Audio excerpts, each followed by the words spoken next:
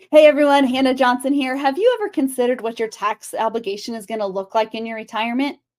Most people have put their money in tax deferred accounts, hoping that later on down the road they pay less taxes. However, that's not always the case because are taxes going up or are they going down? You might want to watch these next couple of videos to see if that tax obligation can be eliminated or greatly reduced just by using a different account.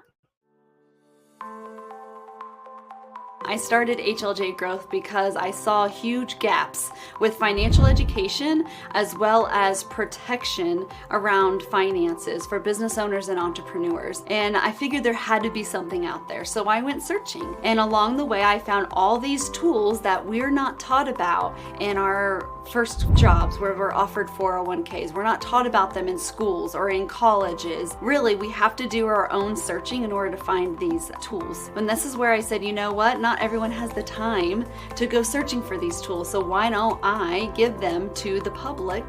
And if they want help implementing them, that's where they can come to me. And that's how HLJ Growth was formed. I sit down with people, strategize with them about their money, what they're making, where they want to go, how they want to save it, what are the tax implications of tools that we're using to save for our futures, and really strategizing versus just giving somebody our money and throwing it in the market and hoping and praying it works out. A lot of times we're building a bridge for someone's current situation to where they want to go in the future. You have to really start early sometimes, strategizing and planning that bridge instead of coming to the point where the bridge needs to be there and wondering where it is. So that's where we're doing a lot of financial education and planning for individuals and their businesses. Well, Hannah, as always, it is great to be with you and excited to talk about how to reduce that kind of tax burden when it comes to our retirement.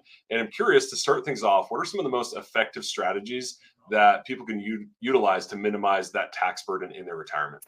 Absolutely. I do have a lot of clients come to me because all of their money was put in tax deferred accounts.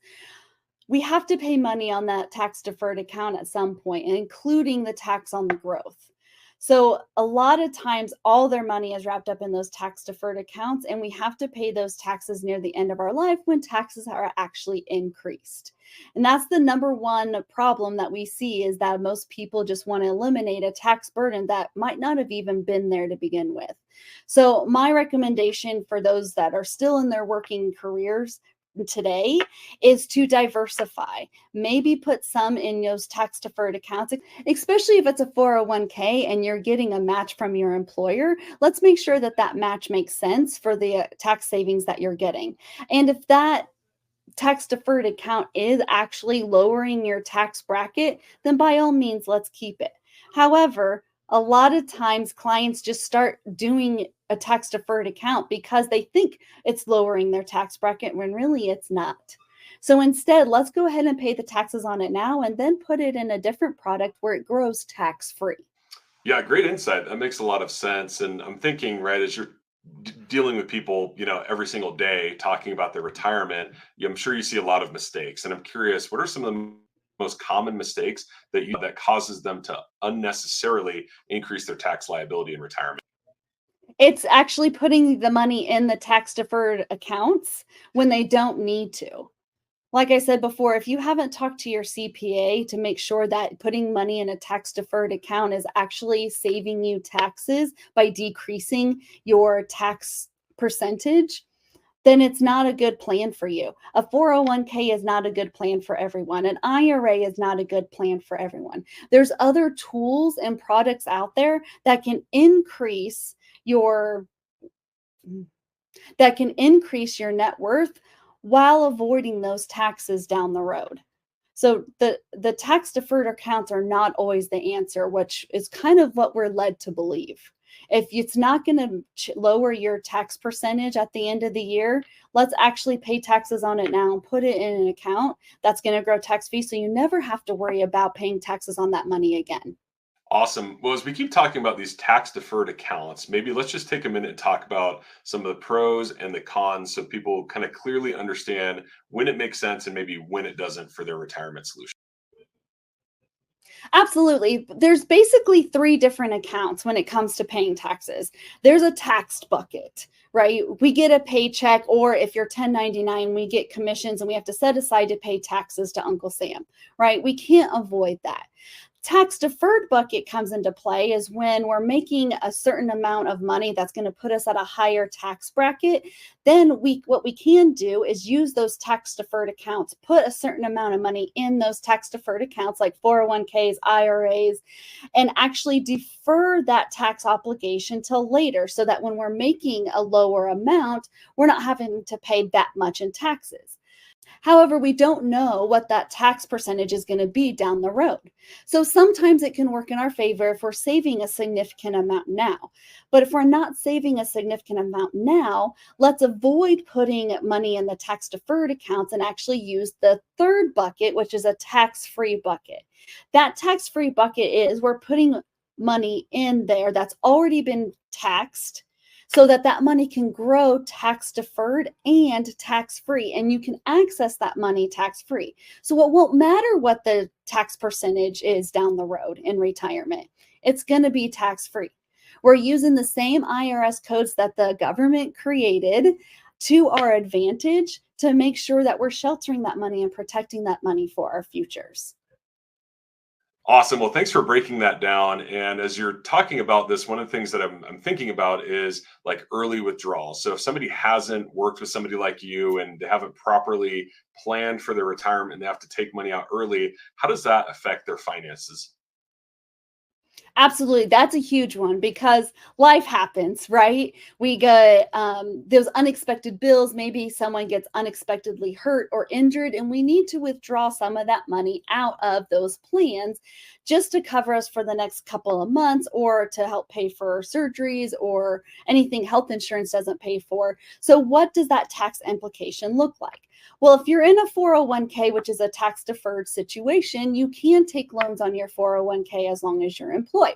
Now, for those 1099 and business owners, those IRAs, you can't really do that without paying that 10% penalty.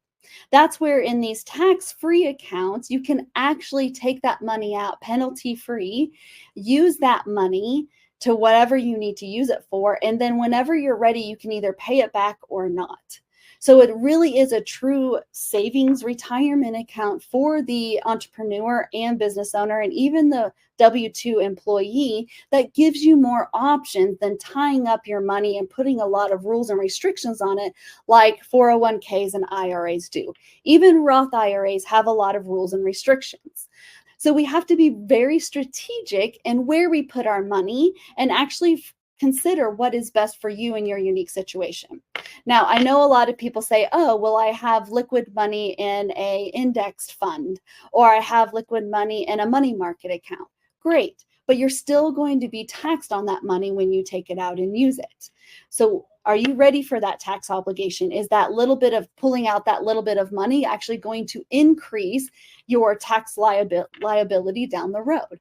So we have to look at all these factors. So sometimes it's just easier to get a tax-free account so you don't have to worry about any tax obligations. It's not even a thought when you're in an emergency situation and just need cash now. Awesome. Yeah, I appreciate you explaining that. And you've mentioned a few things that people have probably heard of, right? You've 401k, IRA, Roth, but are there any lesser known retirement account options or investment vehicles that offer more significant tax advantages that people should be aware of? Well, let's go over what those tax-free options are. I know a lot of people, when I talk to them about a tax-free option, they immediately go to that Roth IRA because we're very familiar with that Roth IRA. That's only one of three tax-free obligations. And like I mentioned before, those Roth IRAs, they come with a lot of strings and rules and regulations attached because you are getting a tax break and the government still sees, watches, and monitors that. And when I say the government, I mean more like the IRS. Another option for a tax-free tool is a municipal bond. Now, with a municipal bond, you basically loan your money to the city or your state, and they're guaranteed to give you a certain percentage tax-free because you're helping your community. Okay. Now, they're not very high. They're more like at 3 or 4%. And right now you can really find savings accounts that are a little bit better than that. And you don't have that risk of losing it, because some states have, or some, you don't have that risk of losing it because some cities have actually gone bankrupt. There's been several cities in California and several cities in Illinois that have gone bankrupt. So those people didn't get their money back. Typically, those are safe. That's a safe option, but more and more it's not. But it is still an option. You're not getting the same rate of return to beat inflation either. So you're actually kind of losing money, but it's still an option. Now, the third option is that tax-free indexed account, or we also call it a tax-free retirement account, where you're guaranteed never to lose money and you have that flexibility. It's not reportable to FAFSA, it's not reportable to the IRS, and it's not really considered an asset in their eyes when really it is, because it can be a source of tax-free income for you down the road. Awesome. Well, hey, thanks for all your insight on this topic and really trying to get the IRS out of your retirement. And I think that's really important for people to think about. And if you are watching this and you're thinking, man, I'd love to learn more, I'd love to explore this, we definitely would encourage you to head over to hljgrowth.com. You can even scan the QR code and you can book an appointment with Hannah. Won't cost you anything. And she can kind of walk you through some of these options and see which one might be the best fit for you. So definitely head over and check that out. Also, if you haven't already, be sure to subscribe. Hannah posts a lot of great videos about financial education, advice like this. She talks about wealth building, wealth protection, a lot of other strategies to really build and maintain your financial fortress. So make sure you subscribe to the channel and be sure to check her out on social media at HLJ Growth. And we hope to see you on the next video. Thanks again, Hannah. Thank you.